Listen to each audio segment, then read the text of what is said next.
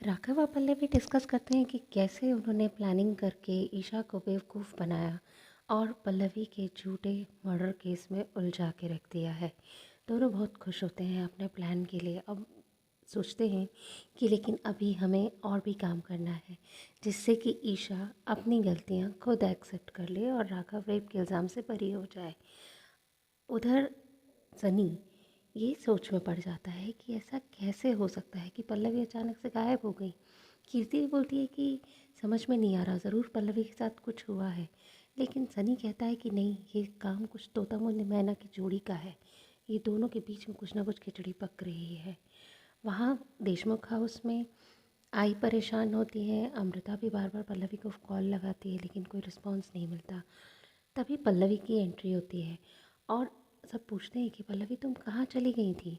पल्लवी बताती है आप लोग बस मुझ पर भरोसा रखिए, अब जो भी होगा सब अच्छा होगा। मिलिंद कहते हैं कि भरोसे की टेंशन नहीं है बेटा, हम सबको खुद से ज़्यादा तुझ पर भरोसा है, बस सब ठीक हो जाए।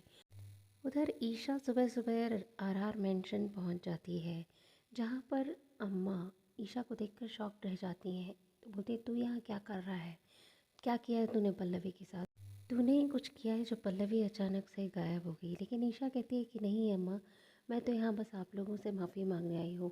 मैंने अभी तक जो कुछ भी आप लोगों के साथ किया है वो बहुत बुरा किया है, इसलिए मैंने जाकर रेप कंप्लेंट भी वापस ले ली है।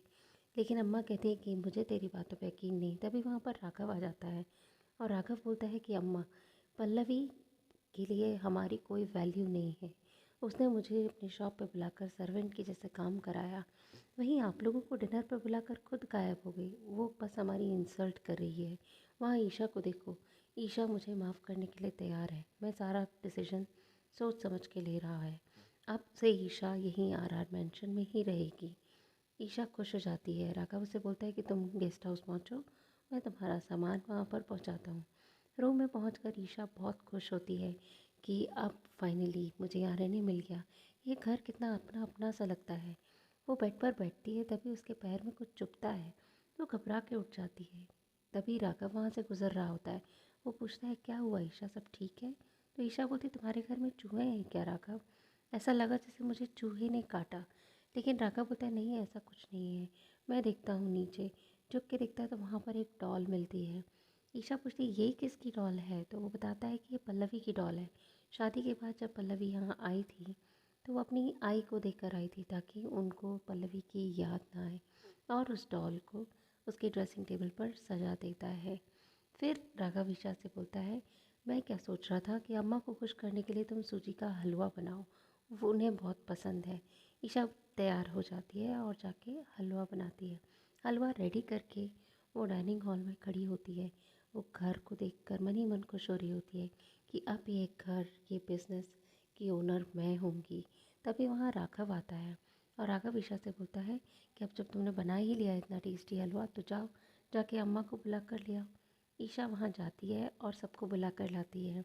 लेकिन जैसे ही वो सर्व करने जा रही होती है तभी देखते हैं कि उस हलवे की जगह उस बोल में मिट्टी भरी है। ईशा बोलती है अरे, यहाँ तो हलवा था, ये मिट्टी कैसे आ गई। अम्मा बोलती हैं कि क्यों, क्या भूत लेकर आएगा क्या। वहीं की कीर्ति भी नाराज़ होती है कि तुमने हमें मिट्टी खिलाने के लिए बुलाया है क्या ईशा। तो ईशा कहती है राघव तुम तो यहीं खड़े थे, तुम सच बताओ। लेकिन राघव कहता है नहीं, मेरा क्लाइंट का कॉल आया था, मैं यहाँ से चला गया था। ईशा सोच में पड़ जाती है कि ये क्या हुआ।